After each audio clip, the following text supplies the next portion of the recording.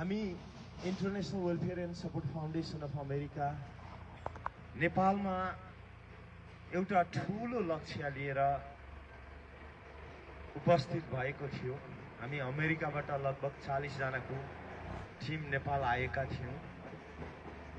हामी यही नेपाली भाषा, नेपाली संस्कृति, नेपाली साहित्य, नेपाली संस्कार र संसारभर छरिएर बसेका नेपाली भाषीहरूलाई कसरी एकजुट गराउन सकिन्छ भन्ने ठूलो उद्देश्य बोकेर नेपाल प्रवेश गर्ने क्रममा नेपालका विभिन्न राजनीतिक दलका शीर्ष नेताज्यूहरूसँग भेट्ने क्रममा हामीले राष्ट्रपति, प्रधानमन्त्री, उपराष्ट्रपति र निवर्तमान सम्पूर्ण प्रधानमन्त्रीज्यूहरूसँग पनि हामीले भेटघाट गर्ने कार्यक्रम गरेका थियौं। यसै क्रममा जुन यो नेपाली भाषा, नेपाली साहित्य संसारभर छरिएर बसेका नेपाली जातिहरूको कसरी उत्थानको निम्ति काम गर्न सकिन्छ, कसरी एउटा छत्र छायामा ल्याउन सकिन्छ भन्ने सल्लाह सुझाव उहाँहरूबाट लिने क्रममा international welfare and support foundation of अमेरिकाको टिम सम्माननीय श्रम, रोजगार तथा सामाजिक सुरक्षा मन्त्रीज्यू किसान श्रेष्ठज्यू को निवासमा हामी पुग्यौं। उहाँले आफ्नो निवासमा बोलाउनु भयो। तपाईहरु यत्रो ठूलो सोच बोकेर यो देशमा आउनु भएको छ। नेपाली जातिको, नेपाली भाषा साहित्यको उत्थानको लागि यो संस्थाले यस्तो राम्रो सोच बोकेर आउनु भएको छ भने तपाईहरु मेरो निवासमा आउनुहोस्। म कार्यालय भन्दा नि मेरो निवासमा स्वागत गर्न चाहन्छु। यस्तो उद्देश्य बोक्ने मान्छेहरू मेरो निवासमा प्रवेश गरिदिनु भयो भने मेरो निवास पनि पवित्र हुन्छ भनेर उहाँले आफ्नो निजी निवासमा हामीलाई बोलाएर जुन हाम्रो समस्याको बारेमा हामीलाई हाम्रो जुन समस्या, हाम्रा मुद्दाहरू राख्ने मौका दिनुभएको थियो। यसै क्रममा माननीय मन्त्रीज्यूले आफ्नो क्षेत्रको बारेमा हामीलाई कुरा राख्नु भएको थियो। जब हाम्रो कुरा राखिसके पछाडि उहाँले आफ्नो विषयवस्तु, हाम्रो विषयवस्तु राखिसके पछाडि उहाँले आफ्नो क्षेत्र, जुन क्षेत्रबाट आज जनसेवा गर्ने एउटा अवसर मिलेको छ, त्यो क्षेत्रको विषयमा उहाँले कुरा गर्नुभयो र कुरा गर्ने क्रममा उहाँले जुन क्षेत्रबाट म आज देशलाई सेवा गरिरहेको छु, यो ओदामा रहेर जनताको सेवा गरिरहेको छु, त्यो क्षेत्रमा भानुभक्तजी, आदिकवि भानुभक्तको जन्म भएको थियो र त्यही क्षेत्रबाट म प्रतिनिधित्व गरेर सिङ्गो देशलाई यही भाषा, संस्कृति, संस्कार र विभिन्न क्षेत्रमा म सहयोग पुर्याइरहेको छु भन्ने कुरा निस्किँदाखेरि र यहाँको अवस्थाको विषयमा हामीलाई उहाँले जानकारी दिनुभएको थियो। र यो क्षेत्रमा यो यस्तो क्षेत्र हो, international welfare and support foundation of अमेरिकाले नेपाली भाषा साहित्यको लागि पनि धेरै ठूलो योगदान पुर्याउने सक्दो प्रयास गरेको छ। हामी अमेरिकामा बसेर पनि नेपाली साहित्य, नेपाली भाषा, नेपाली गीत संगीतलाई अति धेरै माया गर्छौं र यसको जगेर्ना गर्नको निम्ति हामी हर वखत लागि पर्छौं भन्ने कुरा भइसके पछाडि भानुभक्तको जन्मस्थलमा उहाँको जुन मन्त्रीज्यूले आग्रह पनि गर्नुभयो, भानुभक्त नेपालसँग मात्र सीमित हुनुहुन्न, विश्वभर छरिएर बसेका नेपाली भाषीहरूसँग सीमित हुनुहुन्छ। त्यसकारणले गर्दा आदिकवि जन्मेको स्थलमा पनि समय मिल्यो भने तपाईहरु भ्रमण गर्नुहोला भनेर उहाँले आग्रह गर्नुभयो।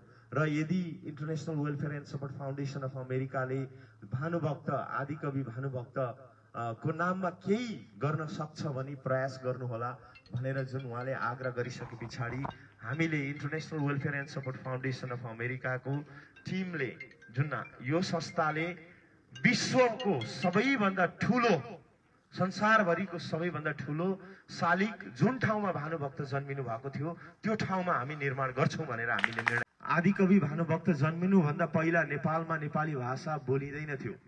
नेपालमा संस्कृत भाषा बोलिन्थ्यो। नेपाली भाषालाई तुच्छ भाषा भनिन्थ्यो। जब आदिकवि भानुभक्त, हामीलाई थाहा छ नेपालको कर्णालीबाट नेपाली भाषा सुरुवात भएको हो र जब आदिकवि भानुभक्तले नेपाली भाषामा रामायणलाई उल्था गर्नुभयो र उहाँ पहिलो व्यक्ति जसले नेपाली भाषाको कविता लेख्नु भएको थियो। उहाँभन्दा अगाडि कसैले पनि नेपाली भाषाको कविता लेखेको थिएन। आज जसको कारणले गर्दाखेरि हामी एक आपसमा आफ्ना समस्याहरू, आफ्ना मनमा लागेका कुराहरू नेपाली भाषामा जुन बात गर्छौं, नेपाली भाषामा आफ्ना विचारहरू आदान प्रदान गर्छौं, यो उहाँकै कारणले गर्दा हो। त्यस कारणले गर्दा हामी संसारभर छरिएर बसेका सम्पूर्ण नेपाली भाषीहरूले आदिकवि भानुभक्तको लागि हाम्रो मन मस्तिष्क हाम्रो क्षमताले भ्याएसम्म उहाँलाई हामीले यो नेपालीहरूको इतिहासमा संरक्षण गर्नुपर्छ र उहाँको लागि हामीले केही योगदान पुर्याउनुपर्छ भन्ने मूल लक्ष्य बोकेर कुनै स्वार्थमा नडुबिकिन, कुनै राजनीतिक एजेन्डासँग आबद्ध नभइकन, राजनीतिक मुद्दासँग आबद्ध नभइकन एकदमै सामाजिक सेवा र भाषा, संस्कृति र संस्कारको संरक्षण गर्ने उद्देश्यले हामी यहाँ आएका छौं। हामीमा कुनै त्यस्तो स्वार्थ छैन। हामी कुनै मान सम्मान खोज्नु भन्दाखेरि पनि हाम्रो समाज, हाम्रा नेपाली भाषीहरूलाई, नेपाली भाषा, साहित्य, संगीतलाई कसरी संरक्षण गर्न सकिन्छ भन्ने ठूलो उद्देश्य बोकेर अगाडि बढेका छौं। हामीलाई मान सम्मानको कुनै खाँचो छैन। हामीलाई सबैभन्दा ठूलो चीज कर्मको खाँचो छ। हामी कर्म गर्न चाहन्छौं। हामीलाई इज्जत मिलोस् नमिलोस्, हामी सधैँ नेपाली जाति, नेपाली संस्कार र नेपाली संस्कृतिको माया गर्छौं। हाम्रो यही लक्ष्य हो। यही लक्ष्य बोकेर international welfare and support foundation America तपाईहरु समक्षमा आएको छ र हामी यही प्रतिबद्धता पनि जनाउन चाहन्छौं कि हामी हाम्रो ठाउँबाट हाम्रो कार्य जुन भानुभक्त, आदिकवि भानुभक्तको जुन विश्वको सबैभन्दा ठूलो शालिग उहाँको जुन ठाउँमा जन्म भएको थियो त्यही ठाउँमा निर्माण गर्छौं र निर्माण कार्य पनि मन्त्रीज्यूसँग सरसल्लाह गरेर हामी तत्कालै सुरु गर्ने प्रतिबद्धता पनि जनाउन चाहन्छु र यसो भन्दै मन्त्रीज्यू लगायत सम्पूर्ण समितिका पदाधिकारीज्यूहरू र पत्रकार मित्रहरू सबैजनालाई international welfare and support foundation of अमेरिकाको तर्फबाट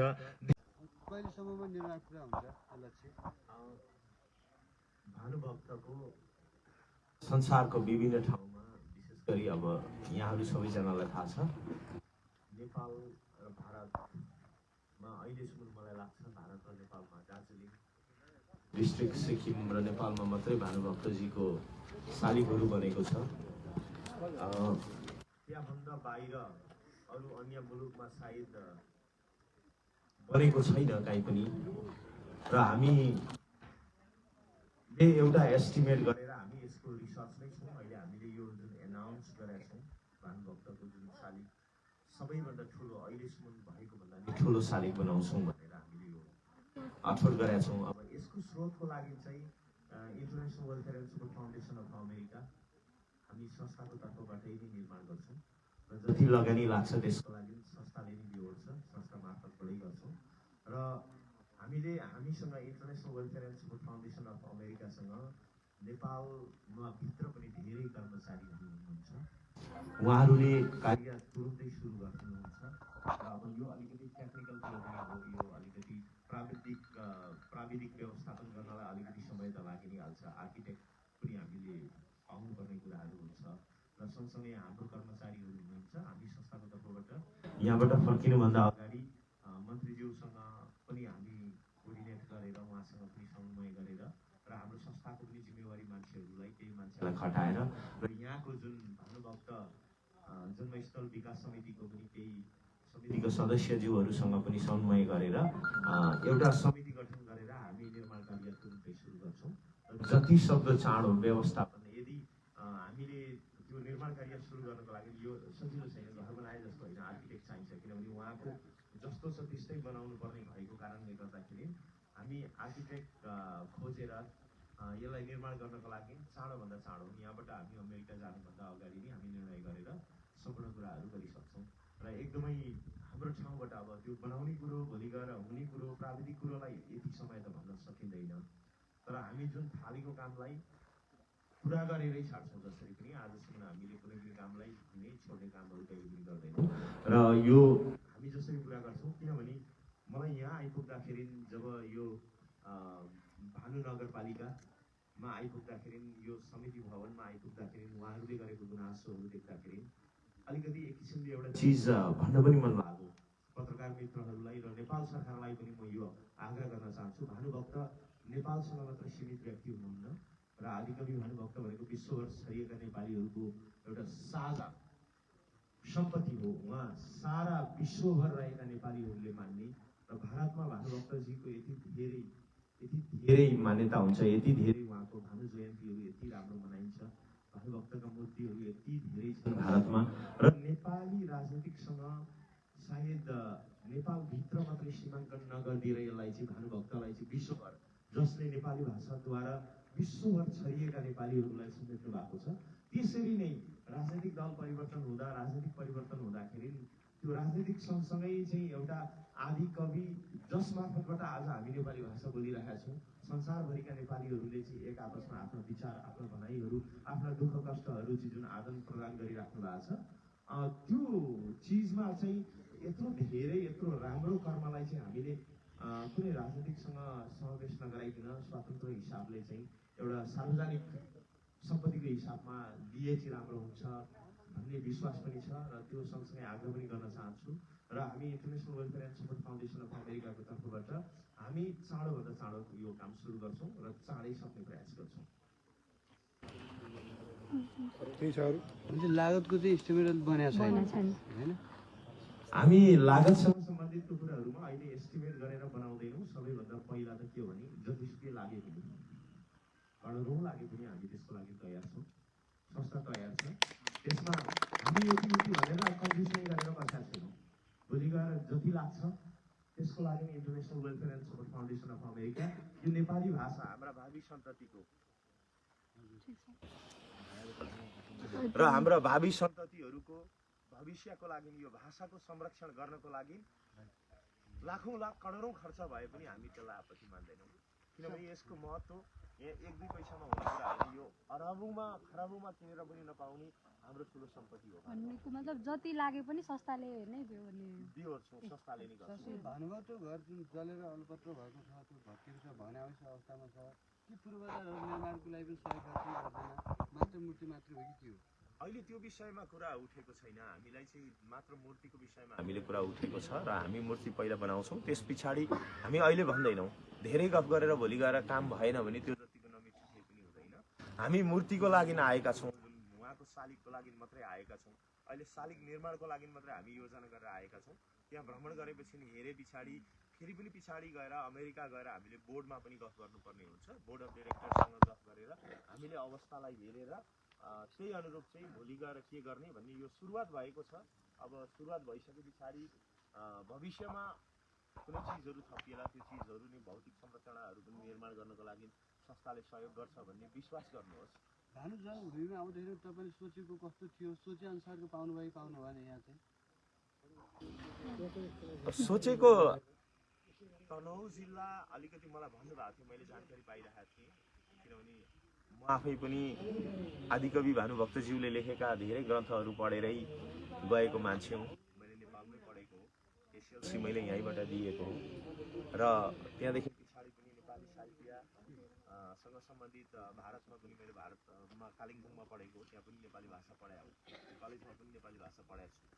त्यस कारणले गर्दाखेरि उहाँले लेखेका ग्रन्थहरू, उहाँको अवस्थाको विषयमा मलाई जानकारी थियो, पहिलेदेखि थाहा थियो र यहाँ आउँदाखेरि पनि यहाँको अवस्थाको बारेमा पनि यही नेपालमै बसोबास गर्नुहुने जति पनि हाम्रो साथीहरू, हाम्रो कर्मचारीहरूले पनि जानकारी दिनुभएको थियो, थाहा थियो।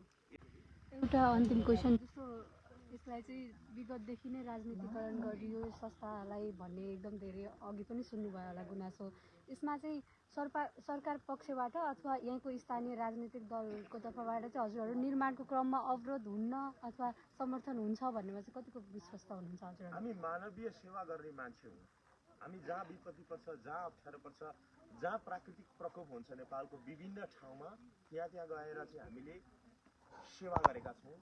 हामीसँग कुनै राजनीतिक सरोकार छैन, राजनीतिक कुनै पनि हामीसँग चाहिँ टच पनि छैन। हामी मानवीय सेवा गर्ने मान्छे हौँ। स्वतन्त्र हिसाबले मानव उत्थान, मानव कल्याण, भाषा, संस्कार र संस्कृतिको संरक्षणको लागि नेपालमा मात्र नभएर विश्वभर नेपाली भाषा नेपाली साहित्यको लागि काम गर्ने मान्छे हुँ।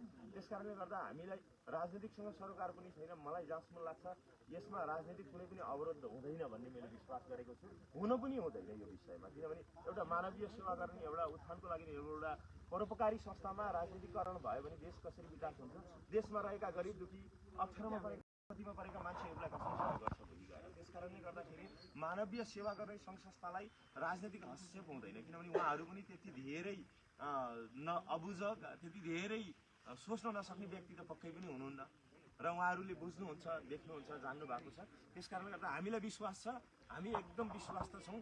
हामीले जुन गर्दै गरेको जुन एउटा मानवीय सेवा भाषाको निम्ति साहित्यको निम्ति जुन गर्दै गरेको कर्मको लागि सबै दल सबै राजनीतिक पार्टीहरूले समर्थन गर्नुहुन्छ भन्ने हामीले पूर्ण रूपमा विश्वास गरेका छौँ।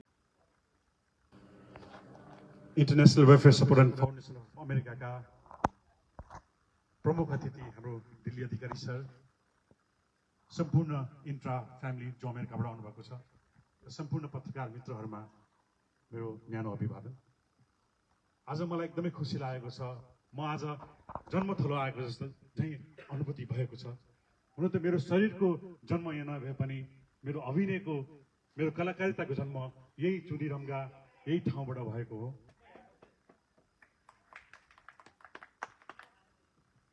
वास्तवमै यो आज हामी एउटा हाम्रो लागि ऐतिहासिक दिन बनाउन गइरहेको छौँ।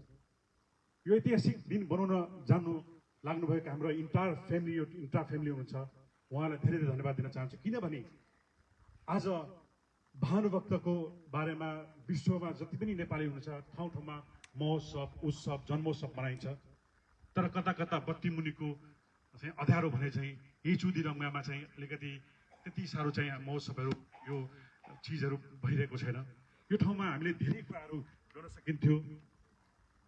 एउटा साहित्यिक टुरिज्मको लागि पनि एउटा गर्न सकिने ठुलो एउटा काम गर्न सकिन्थ्यो। त्यसको लागि जुन हामीले इन्ट्रा फाउन्डेसनका सिओ हुनुहुन्छ जो दिल्ली अधिकारी सर, उहाँले एउटा घोषणा गर्नुभएको छ कि भानुभक्तको शालिग विश्वको सबैभन्दा ठुलो शालिग यहाँ बनाइनेछ र साथसाथै त्यो शालिग मात्र बन्ने छैन, संसारभरिका नेपाली भाषीहरूले यो ठाउँमा भ्रमण गर्नेछन् र यो एउटा बेस्ट टुरिज्म हुनेछ।